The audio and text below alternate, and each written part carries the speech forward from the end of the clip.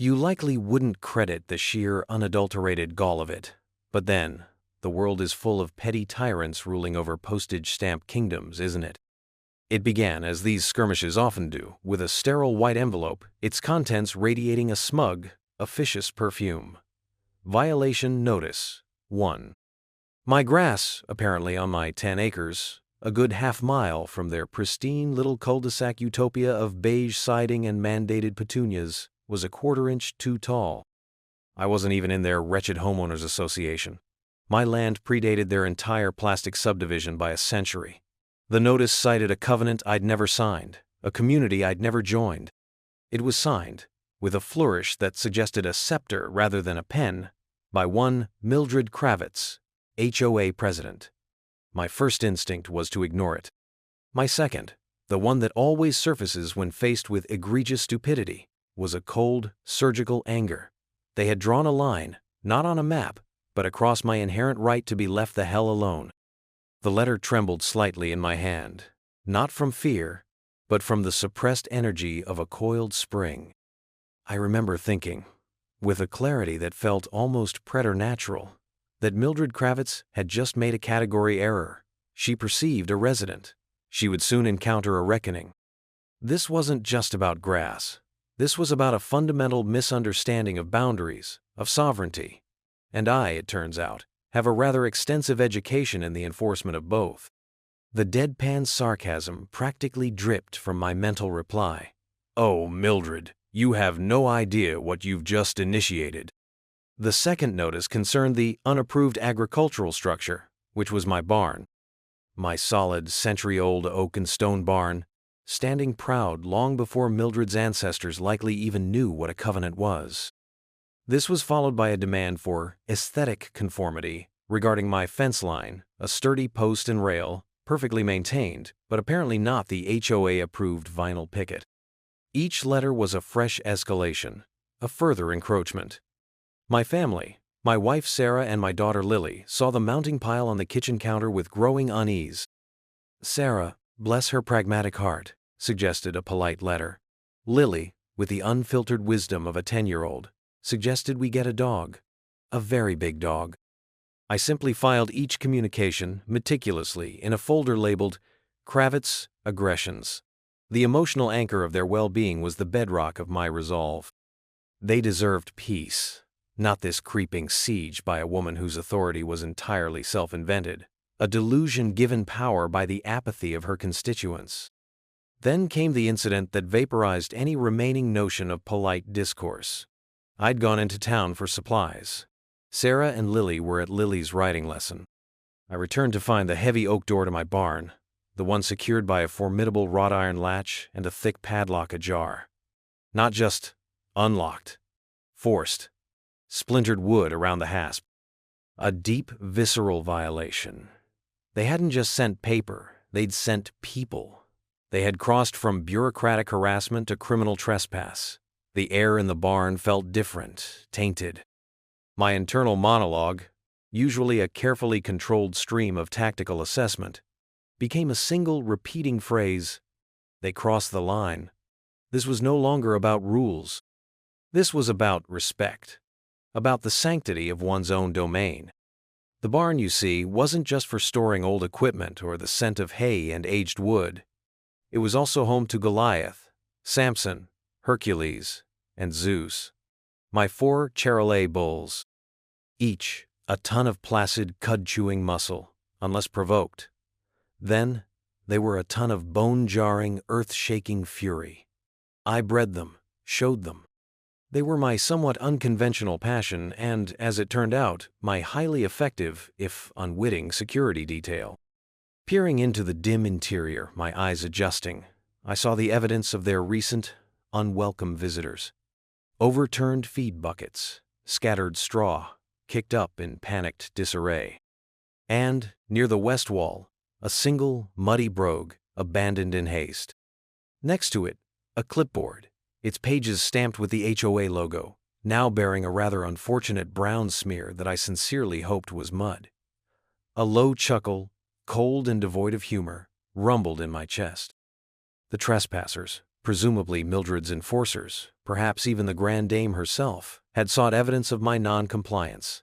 They had found, instead, 4,000 pounds of bovine indignation. I could almost picture the scene. The self-important strut into the barn, the sudden dawning horror as 4 massive horned heads lifted in unison, the snorts of displeasure, the realization that the only exit was now blocked by a mountain of prime beef, the sheer, unadulterated terror. My cold-blooded calm was absolute, but beneath it, a current of intense, almost joyous satisfaction began to flow. They hadn't just been scared, they'd been educated. An education in consequences. My bulls, bless their massive hearts, had delivered the first lesson, free of charge. The quiet was profound, broken only by the contented munching of my 4-legged deterrents. They seemed entirely unperturbed by their role in this unfolding drama. They thought I was just some recluse, the quiet man at the edge of their meticulously planned, soul-crushingly uniform development. They didn't know the quiet was a discipline, honed in places where an unthinking word or a careless movement could have terminal consequences. My previous career, the one I rarely spoke of, involved more than just understanding regulations. It involved enforcing them, often against individuals who believed themselves above any law. I wasn't merely a retired military officer. I had specialized in strategic planning and psychological operations. The kind of operations where you dismantled an opponent's will to fight, piece by meticulous piece, before they even knew the battle had begun. Mildred Kravitz and her tin pot HOA were, in comparison, a child's puzzle, albeit an irritatingly persistent one. My dormant authority was stirring, not with reluctance, but with a grim sense of necessity. This wasn't a war I sought, but it was a defense I would prosecute with surgical precision. The barn incident had moved this from a nuisance to a direct assault, and assaults, in my experience, required a disproportionate response to ensure they were never repeated. The family legacy here wasn't just the land. It was a stubborn refusal to be bullied, a trait passed down through generations who had carved a life from this very soil. They had faced down nature, economics, and the occasional scoundrel. Mildred was just the latest iteration, albeit one armed with bylaws instead of buckshot. My inner monologue shifted to a litany of tactical considerations. They had escalated. Now, it was my turn. The power paragraphs of my mind began to assemble the framework of my counteroffensive. My first call was to Marcus Thorne, a neighbor on the other side of my property, a man whose disdain for the HOA was legendary. Marcus wasn't just tech-savvy. He was a borderline conspiracy theorist with an almost supernatural ability to unearth digital dirt. He also happened to own a very sophisticated drone he mostly used for surveying wildlife patterns, which we both knew was code for keeping an eye on the HOA's more egregious oversteps. "Marcus," I said, my voice devoid of preamble, "I need eyes on the Kravitz property and a deep dive into HOA finances and complaints." They breached my barn. There was a moment of silence, then a low whistle. "Broke into your barn? With the bulls? Oh, this is going to be beautiful." "Consider it done, Colonel." His use of my old rank was a subtle acknowledgement. He knew a fraction of my past, enough to understand the gravity. While Marcus deployed his wildlife survey, I began my own reconnaissance. Local county records, online property databases, archived minutes of HOA meetings that were, surprisingly, public record if you knew where to look. Blueprints of the subdivision, cross-referenced with my own property lines. Zoom-ins on satellite imagery confirmed what I already suspected. Several HOA common areas and decorative structures encroached slightly but definitively onto land owned by non-HOA members, including a pretentious gazebo barely 2 feet onto Old Man Hemlock's back 40. Step 1. Gather irrefutable evidence. Step 2. Identify leverage points. Step 3. Apply pressure until compliance, or collapse, was achieved.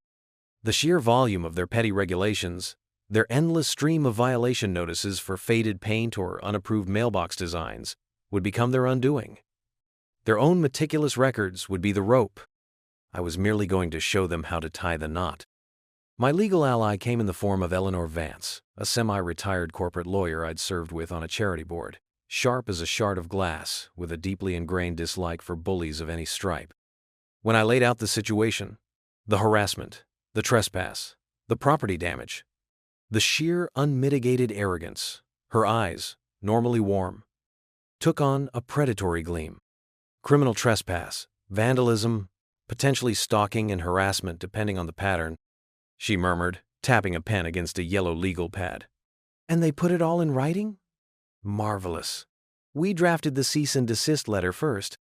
It was a masterpiece of restrained fury, citing specific statutes, detailing potential civil and criminal liabilities, and demanding immediate cessation of all contact and a formal apology. Sent certified mail, return receipt, requested to Ms. Mildred Kravitz, President, and copied to every member of the HOA board. Next, the police report. Sergeant Miller, a man whose weary expression suggested he'd seen his share of suburban squabbles, listened patiently. The mention of forced entry and the physical evidence, the broken lock, the abandoned clipboard, the single brogue, elevated it beyond a typical neighbor dispute. "We'll send an officer to take a look at the barn, sir," he said, his tone shifting from bored to attentive. "And we'll have a word with Miss Kravitz." The weaponized narration of the legal documents, the precise, irrefutable language, was already having an effect. The official complaint numbers, the case files, these were concrete. These were not suggestions. These were the gears of a larger, more powerful machine beginning to turn. The HOA's on-screen text messages and emails, which Marcus was gleefully forwarding, painted a picture of growing panic within their ranks. My inner monologue was a calm recitation. Pressure applied. Awaiting reaction. Mildred Kravitz, predictably, did not react with contrition. Her narcissism wouldn't allow it. Instead, she doubled down. A fresh violation notice appeared, this time hand-delivered and left flapping under a rock by my gate, alleging unauthorized livestock constituting a public nuisance and safety hazard.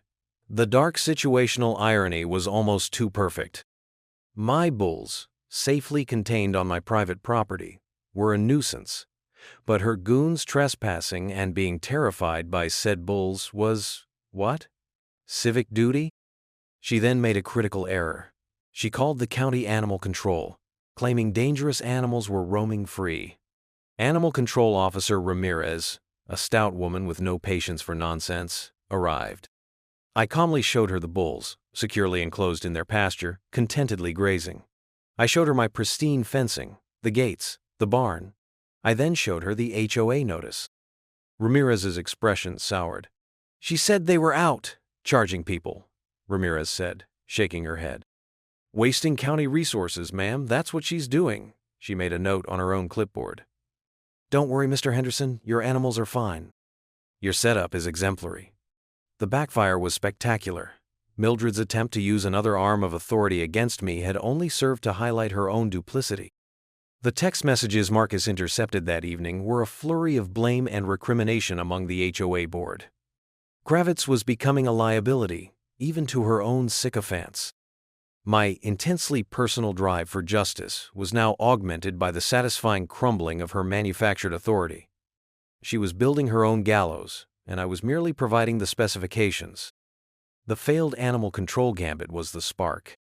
Old Man Hemlock, emboldened by my visible resistance and armed with the survey printouts Marcus had anonymously slipped under his door showing the gazebo encroachment, formally demanded the HOA remove their structure from his land or face legal action. Mrs. Rodriguez, 3 doors down from the HOA's community garden, a patch of sun-baked clay and wilting tomatoes, suddenly found the courage to complain about the runoff that turned her prize roses into a bog after every HOA sprinkler session. The silent majority, cowed for years by Mildred's iron fist and barrage of fines, began to stir. They became, as I'd hoped, rebellion fodder. My actions had provided a rallying point, a demonstration that the Empress, indeed, had no clothes, or in this case, no actual jurisdiction beyond her own inflated ego. A subtle shift occurred. Neighbors who once offered curt nods now lingered, offering quiet words of support, sharing their own stories of Kravitz's petty tyrannies. The fence, my sturdy post and rail, became a symbol not of defiance, but of a boundary properly asserted and defended. I didn't seek to lead a rebellion, but by standing my ground, I had inadvertently become its catalyst. The tactical ops metaphor was playing out beautifully. Secure your base, disrupt enemy command and control, then watch as their unsupported flanks collapse. Mildred's kingdom was shrinking, one disgruntled homeowner at a time. The public reckoning arrived with the inevitability of a freight train. The next scheduled HOA meeting, usually a sparsely attended affair where Mildred pontificated to a captive audience of 3 board members and a bewildered-looking retiree, was packed. Word had spread. Marcus, with a theatrical flourish, had set up a small projector, ostensibly to discuss community security enhancements. My legal ally, Eleanor Vance, sat calmly in the front row, a slim briefcase at her feet.